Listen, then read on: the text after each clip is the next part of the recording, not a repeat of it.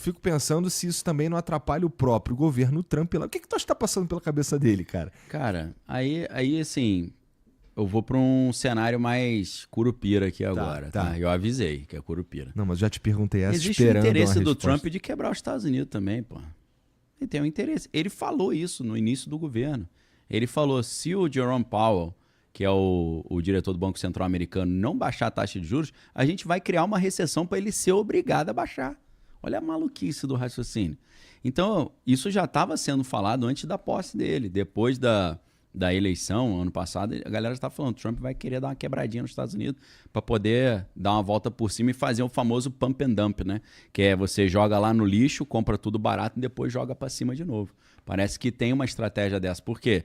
Os caras têm trilhões de dívida americana para pagar. E a estratégia deles para pagar a dívida é criar uma recessão global, fazer com que o maior detentor de dívida americano hoje, que é o Japão, eles sejam... O Japão é o maior detentor, o segundo é a China. Então, o Japão tem muito título da dívida americana. Aí o que acontece? Se você tiver uma escassez de dólar, que é nas finanças eles chamam de teoria do milkshake do dólar, é quando os Estados Unidos tomam algumas medidas que fazem com que os dólares voltem para os Estados Unidos. Por exemplo, um cenário de incerteza global, os caras tiram o dinheiro de países emergentes, com medo do país quebrar, e mandam o dinheiro de volta para os Estados Unidos. Quem estava com dinheiro investido em moedas de países emergentes, volta para o dólar, né? A galera corre para o Porto Seguro. Então, isso é a famosa teoria do milkshake do dólar, que é como se você sugasse o dólar num canudo, né? Então, sugando o dólar e você tendo nessa instabilidade um aumento do petróleo, e o petróleo ainda, em grande parte, é comprado com dólar, né? O famoso petrodólar é isso. O mundo inteiro tem que primeiro comprar o dólar para depois comprar o petróleo. E o Japão não é autossuficiente em petróleo, e a economia japonesa é muito sensível à questão do petróleo. A economia japonesa já está fragilizada, porque no Japão tem um negócio chamado, que o mundo faz a partir da economia japonesa, que é o carry trade.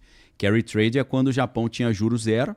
Aí o que o malandro fazia? Pegava dinheiro emprestado. O cara pegava $1 milhão lá, ia devolver depois de 10 anos o mesmo $1 milhão, só que ele pegava $1 milhão e aplicava em países emergentes que estava dando 15% de juros. Pô. O Brasil está com 10,5%, está com 15%, não, agora é 10%, né, se não estou enganado. Então, só que isso só dá certo quando os juros ficam baixos no Japão.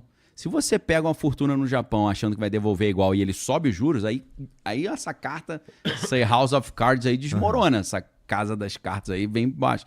O Japão está começando a subir juros, meu irmão. Isso já gera uma maluquice nesse sistema financeiro, porque tem trilhões de dólares envolvidos nesse carry trade. Mas se o petróleo sobe, aí o que o Japão vai fazer? Cara, vai ter que caçar mais dólar para comprar mais petróleo para pagar mais caro. E se não tiver dólar, meu irmão, se os Estados Unidos tiverem chupado o dólar todo, eles vão ter que vender os títulos da dívida para transformar em dólar para poder comprar petróleo. Então, é uma estratégia maquiavélica de quebrar o mundo, mas fazer com que os Estados Unidos consigam reaver ou retomar o controle sobre a sua própria dívida. E aí, depois disso tudo numa crise, sempre quando no movimento do mercado tem uma crise, baixa a taxa de juros para aquecer a economia. Então teria um contexto favorável para baixar os juros, a dívida americana ia ficar muito mais barata, eles iam pagar mais barato e assumir o controle da sua própria dívida. Então quebrar propositalmente o mundo é uma coisa insana, mas isso tem sido falado ipsis literis pelo Trump desde o início do governo. É porque não circula muito esse tipo de ideia, porque é contraintuitivo. Você fala, não, ele quer que os Estados Unidos seja próspero, não ele quebre.